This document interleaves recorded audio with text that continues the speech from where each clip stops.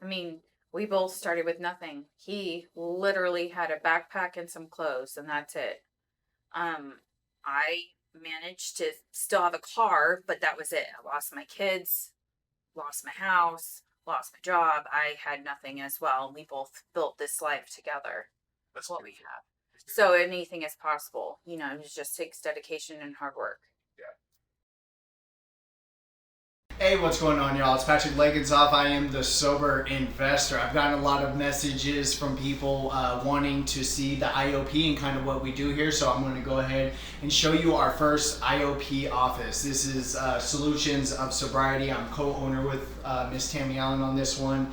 And this was our first office. We got this back of November of last year. It's 2,000 square feet. And the funny thing about this office, we actually outgrew it before we even moved into it. So it's kind of crazy. So with the IOP office, what you need is you're going to need office space, and then obviously you're going to need group rooms. For those of you who don't know what IOP is intensive outpatient programming.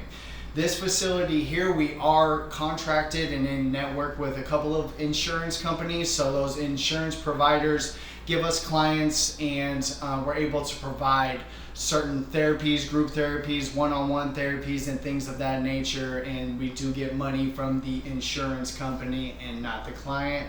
Some of the private insurance that you can take, the client does do their upfront cost, and then the insurance pays for the rest. So let me go ahead and show you the office. For some IOP programs, some people out there, they do 8-hour-a-day programs. We don't believe in that. I think 8 hours at an office is just way too long. So right here, in between classes, you want to kind of give them a hangout area. So we have TV, hangout area. We have if they want to bring their lunch type of thing. But groups are normally an hour, 2 hours, and then you have breaks in between.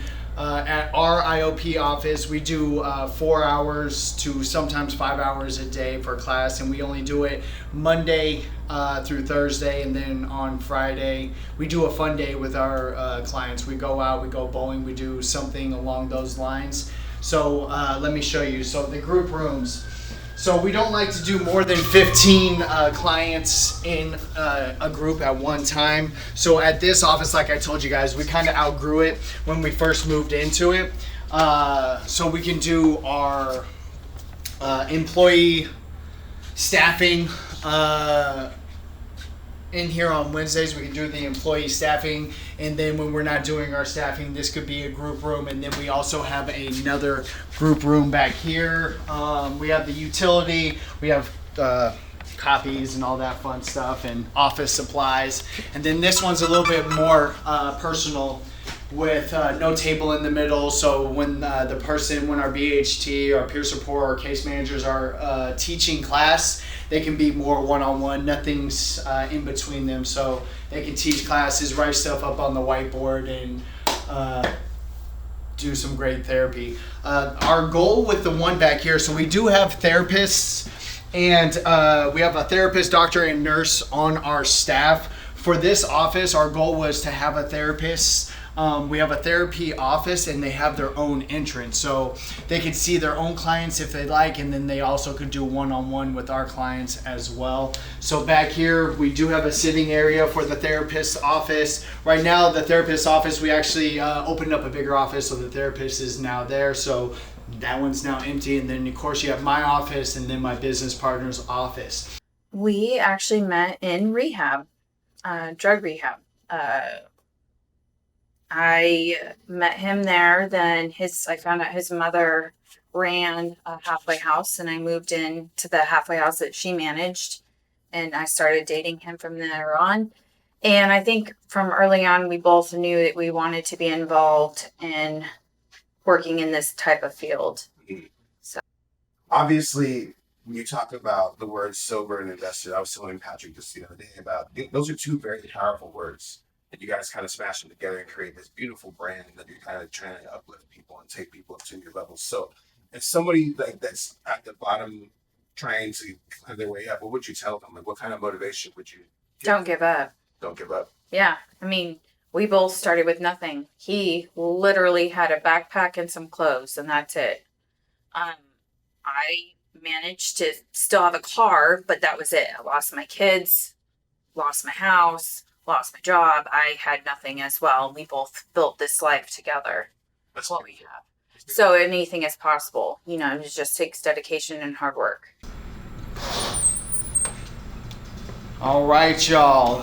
Patrick Legensoff, sober investor. Welcome to my newest office space, y'all. I know there's a whole bunch of them going on. I have a lot of different directions that we go, but this office actually means a lot to me. Not that the other ones don't, but my first company that I started in the behavioral health world was Helping Hands Recovery. And this building right here, we're trying to get a license for an IOP, again, intensive outpatient program for Helping Hands. And it's actually a flex space, so it has some warehouse space in the back. And for those that are following me, I'm also the founder of a 501c3 nonprofit, so we're able to store our donations for those in need in the back half of this. So let me kind of show you around. So this is going to be, again, a group room. Some of the furniture was not donated, but it was left here when we took this property over. So we're going to be putting some new furniture in here. We just took this over last month. There is some things that you have to do to be able to operate in intensive outpatient programming, and that is getting the right licenses in place with the Department of Health and some of the local fire departments. There is certain hurdles that you have to do and get through, and right now I've been in limbo for about 3 weeks trying to get some of that paperwork hammered out and handled.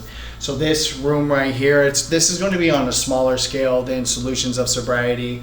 We have one group room, one office in this facility. So this is going to be our group room, and then when we need to do staffing with our employees, this is also going to be the area for that. There is a separate entrance over here, and then obviously we have the reception area out here.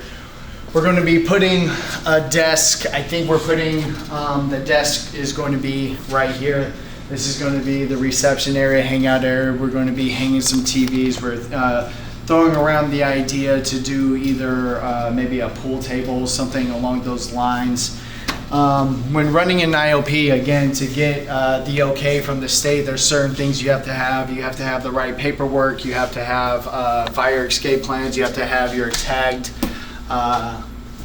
fire extinguishers, things of that nature, and then you have to have a locked office with a locking filing cabinet. So right now, again, we kind of took this over, so this stuff was already here, the filing cabinets, a lot of this stuff was already here, but we hope that you guys follow us along in this journey. This is going to be Helping Hands licensed IOP.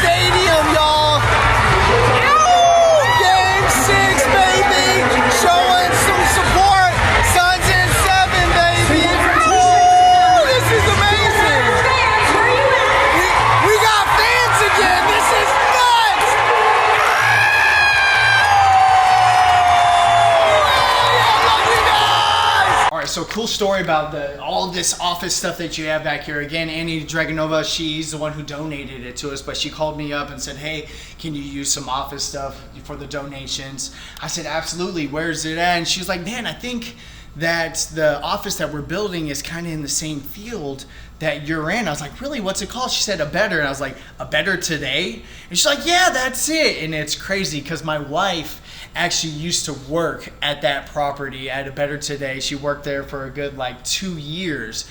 So the office that we took all this from was exactly what we do in the behavioral health field. And so it was just a cool correlation. But another crazy story, A Better Today, I'm not talking crap about anybody, but they might have been doing things the wrong way. And all of this stuff that we got out of A Better Today, you know, I don't even know what you call it, but the black stuff you dust with fingerprints. What's that called? Do you know? Fingerprint dust? I guess fingerprint dust. So every single thing that we got out of that office space all had the black dust on it for fingerprints. So I'm not sure what A Better Today did or why there was black fingerprint dust over everything. But that just lets you guys know if you're going to get into the behavioral health world, you have to do things by the book. You can't do anything shady. Your heart has to be in the right place.